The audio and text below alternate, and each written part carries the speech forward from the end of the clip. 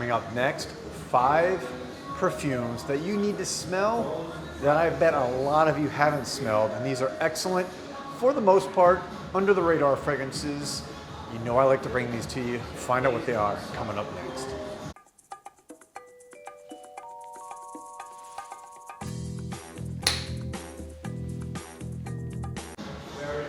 Welcome back, everybody, to Joel the Nose here at Osme Perfumery.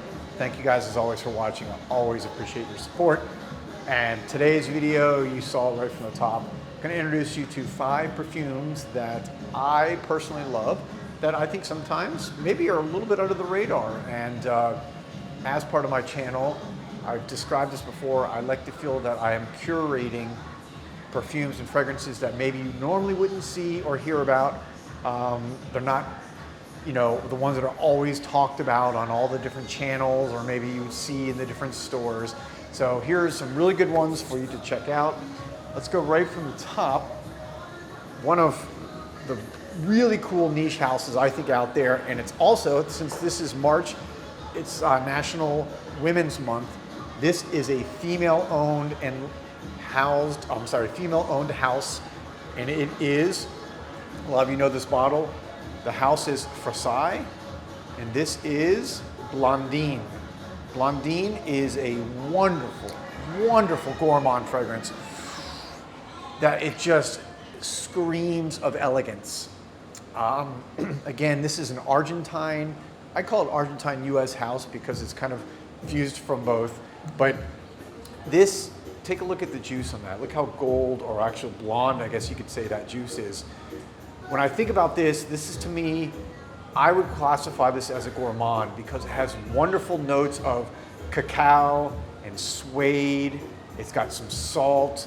It's got pear or pear leaf in here that makes this, like all her fragrances at Versailles, exquisitely compounded and blended fragrances that take you on a trip out of your normal, I think, sphere of influence or sphere of fragrances that we like.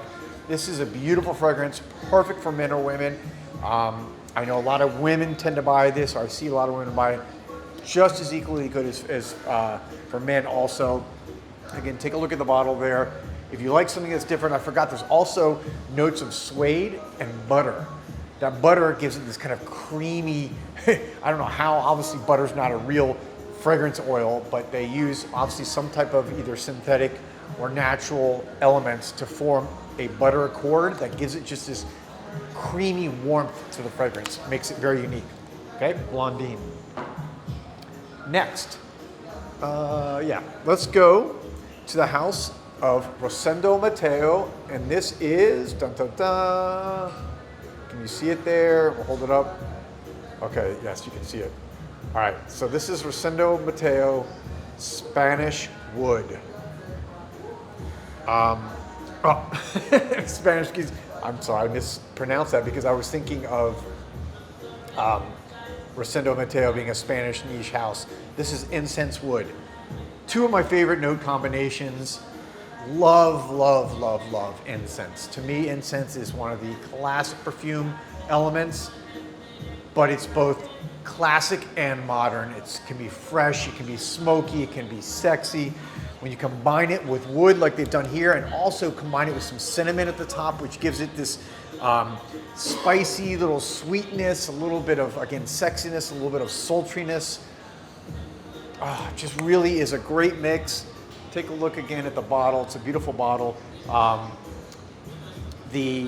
There's some creamy sandalwood in here in the dry down, mixed in with amber and vanilla and labdamen.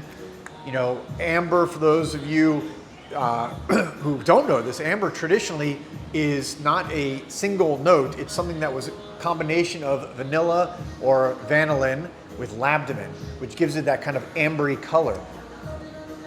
But those are amber and labdamen are notes that sit very heavy in a fragrance, give it a very resinous, very thick, kind of very warm feel. So for those of you still in the cold weather right now, this is a good fragrance to wear. Incense Wood from Rosendo Matteo. All right, next, we are gonna go to the house of Paris Monte Carlo. And this is a new release, just came out in the last few months. It is Vetiver Java. This is a true niche fragrance. I gotta say, it's one of the more interesting smells that I've smelled in a long time. If you want to surprise yourself, if you want something that smells different, if you want something that is completely unique, you have to try Vetiver Java. When you look at how they composed this, it was basically using vetiver from the island Java. Now, vetiver typically, most people associate vetiver coming from Haiti. It's a hay-like material that grows underground, and that's the part that's used in typically perfume making. That has a more, I would say, a more hay-like smell. This one from Java, from when you read about this, is a more pungent, strong smell than your typical vetiver. I gotta say, when you first smell this, and I was smelling it with one of the customers over here, it smells actually a little bit like peanut butter. Yes, it's creamy, it's got some sweetness to it, it's almost got a little bit of a gourmand feel, but if you are a vetiver fan, I can pretty much guarantee, unless you've smelled vetiver from Java, you've never smelled a vetiver like this. This is truly unique. This is going to be for all you niche heads out there who love vetiver. Vetiver being one of the 2 or 3 best-selling notes in fragrance, the fragrance world, in really Europe and countries from the East, versus the West. Here in the US, it's one of the worst selling, for whatever reason, fragrance notes. So fragrances that contain vetiver here typically do not sell nearly as well as other fragrances, but over in Europe, they kill it. So this might be for all my subscribers over there, over in Europe and parts east, that you're gonna wanna try this creamy, I'm telling you, it's so interesting. I get that peanut butter vibe. So check it out, Vetiver Java, new one from Paris, Monaco. That's gonna take us next into another fragrance that came out in the last year or so, and this is Muscat. Muscat from Ormond Jane. Love, of course, that orange ombre bottle, kind of semi-transparent, gets darker to lighter.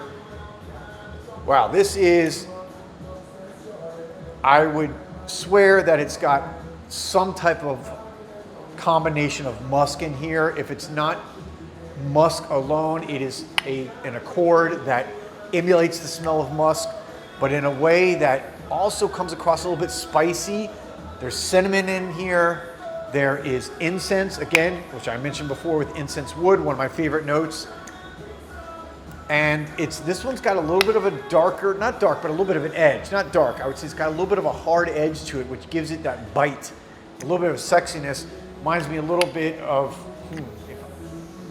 I would say that little bit of that bite that Zizon has.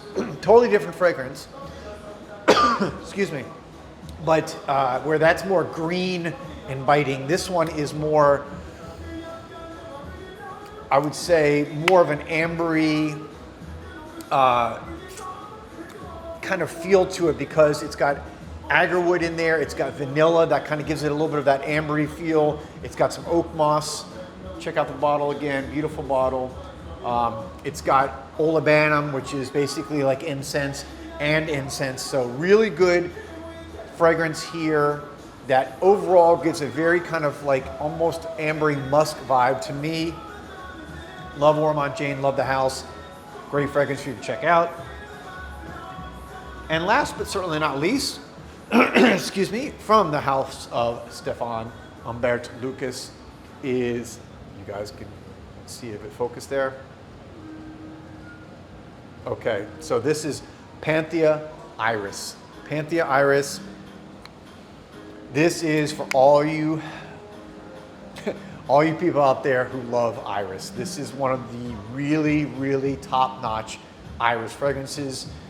Everyone knows this house right now for Godifier. Godifier sometimes, I think, sucks the, it sucks almost all the other space out of the room for other fragrances, even from this house, which is so good.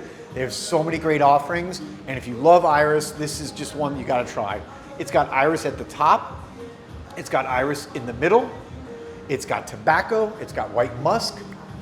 Perfectly, again, unisex fragrance. This has got a notes that really swing either way very well for notes that would be considered traditionally masculine or feminine. And some violet, some jasmine, some sandalwood, tonka bean. But to me, this is really, again, as the name says, it's Panthea Iris. Just a really, really beautiful iris fragrance. And again, something that may be a little bit overshadowed just because God of Fire is like such a hype beast right now. People love it, justifiably. Great fragrance, but can't overlook this one either. So check it out, Panthea Iris. All right, that's it. Those are, again, 5 fragrances for you guys to check out that maybe you have not checked out yet and should be on your radar because they're wonderful, wonderful perfumes for anyone. I'll be back soon with another video. Thank you guys, as always, for watching. Peace, love, and perfume.